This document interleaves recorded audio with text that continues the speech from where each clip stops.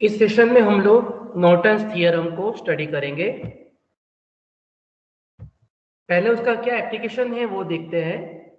दोस्तों, Norton's theorem में हम किसी भी नेटवर्क को इक्विवेलेंट करंट सोर्स में कन्वर्ट करते हैं।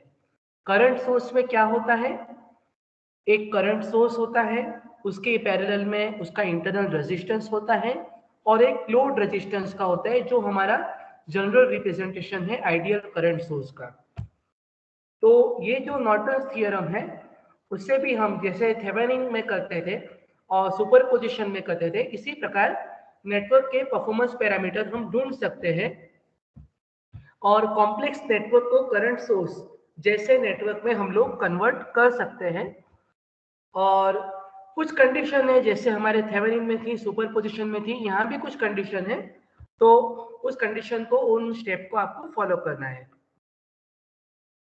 Any linear bilateral network containing several energy sources and resistances can be replaced by single current source in parallel with single resistance connected across the load।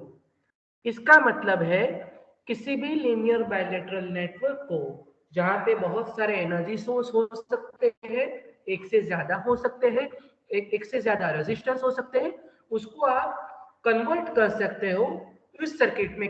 जो circuit में क्या होगा, एक current source होगा, उसकी पैरेलल में एक रेजिस्टेंस होगा जिसको हम इंटरनल सोर्स रेजिस्टेंस कह सकते हैं, और एक लोड रेजिस्टेंस रहेगा। इसका मतलब है किसी भी नेटवर्क को हम इस फॉर्म में कन्वर्ट कर सकते हैं, जहां पे एक करंट सोर्स है, एक पैरेलल में नॉर्टन रेजिस्टेंस है, नॉर्टन इक्विवेलेंट रेजिस्टेंस है, और एक लोड रेजिस्टेंस है। अप्लाई करने के स्टेप क्या है? Short circuit load resistance RL and redraw the network. दोस्तों, थेवेनिन में हम लोग क्या करते थे, जिस भी एलिमेंट में हमको करंट फाइंड करना है वहां से ओपन करते थे। इस किस्से में हम लोग क्या करेंगे, जो एलिमेंट को हम चाहते हैं कि यहाँ पे करंट फाइंड करे, उसको शॉर्ट कर दो और वापस नेटवर्क ड्रॉ कीजिए, और फिर आपको शॉर्ट सर्किट करंट फाइंड करना है, और वो शॉर्ट सर्किट करंट को हम नॉर्टन इक्विवेलेंट करंट सोर्स कहेंगे। और उसके बाद में हम जैसे थेवेनिन में करते थे, यहाँ भी आपको इक्विवेलेंट रेजिस्टेंस ढूंढना है और यहाँ करंट सोर्स को आपको ओपन कर देना है, और वापस जो नेटवर्क है वो ड्रॉ करना है, नॉर्टन इक्विवेलेंट नेटवर्क, और आपको जिस भी पैरामीटर का रिक्वायरमेंट है वो पैरामीटर आप ढूंढ सकते हो। तो बेसिकली आइडिया है, आइडियल करंट सोर्स की तरह एक सर्किट में आपको जो भी सर्किट दे उसको कन्वर्ट कर दो। आइडियल करंट सोर्स में क्या होता है दोस्तों, एक करंट सोर्स बताते हैं हम लोग, उसके पैरेलल में उसका इंटरनल रेजिस्टेंस बताते हैं, और एक लोड रेजिस्टेंस होता है जो हम लोग सोर्स के साथ में कनेक्ट करते हैं।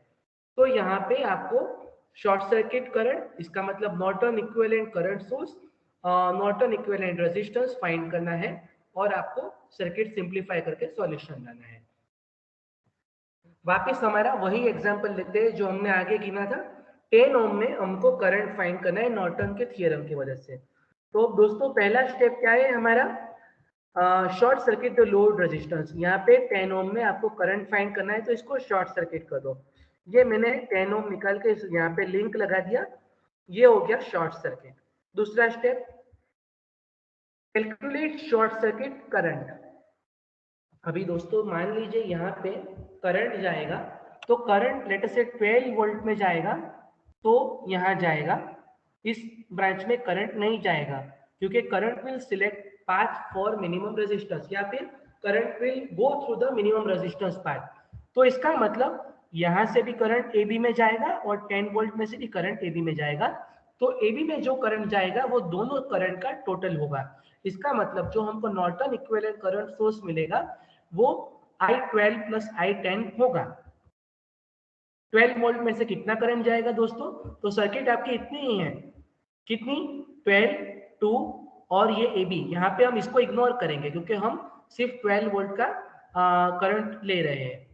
तो आपका 12/2 V/I, तो ये हो गया 6 एम्पियर। इसी प्रकार 10 वोल्ट में से जाएगा 10/1, तो ये हो गया 10 एम्पियर। दोनों में डायरेक्शन A to B ही रहेगा, यहाँ से भी और यहाँ से भी। तो टोटल करंट कितना हुआ, 10 + 10 = 16 एम्पियर। तो इसका मतलब हमारा नॉर्टन इक्विवेलेंट करंट सोर्स मिलेगा हमको 16 एम्पियर, IN = 16।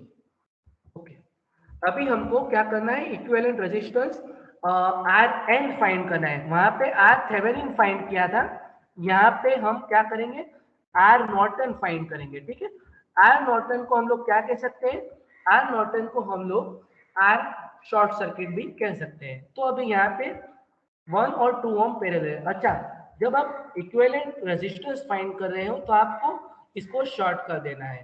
तो ये वोल्टेज सोर्स बैटरी हमारा शॉर्ट हो गया, तो ये 1 और 2 पैरेलल हो गया। तो multiplication division by addition, multiplication divided by addition, 2 × 1 divided by 1 + 2, तो 2/3 हो गया, 0.667 ओम।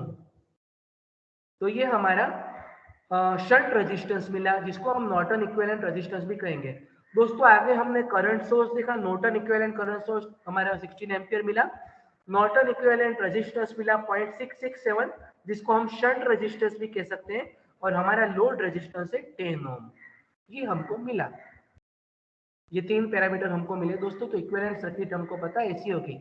तो हमको क्या फाइंड करना है, हमको RL में से जो करंट पास होता है वो फाइंड करना है।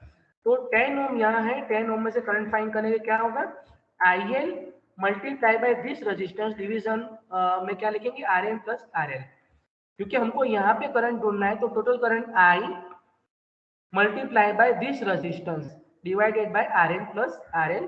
तो यहाँ पे रखेंगे 16 मल्टीप्लाई बाय 0.667, और RN हमारा 0.667 है, और ये 10 है, तो ये हो गया 10.67, 10.67, तो ये हो गया 1 एम्पियर। इसका मतलब हमको यहाँ पे लोड रेजिस्टेंस में से कितना करंट मिलता है, 1 एम्पियर। तो इसी प्रकार आप नॉर्टन थ्योरम का यूज करके इक्विवेलेंट सर्किट बना सकते हो, इक्विवेलेंट करंट सोर्स बनाओ और आपका सिंप्लीफिकेशन हो जाओ। ठीक है, ये बहुत ही सिंपल मेथड है। Thank you and keep learning.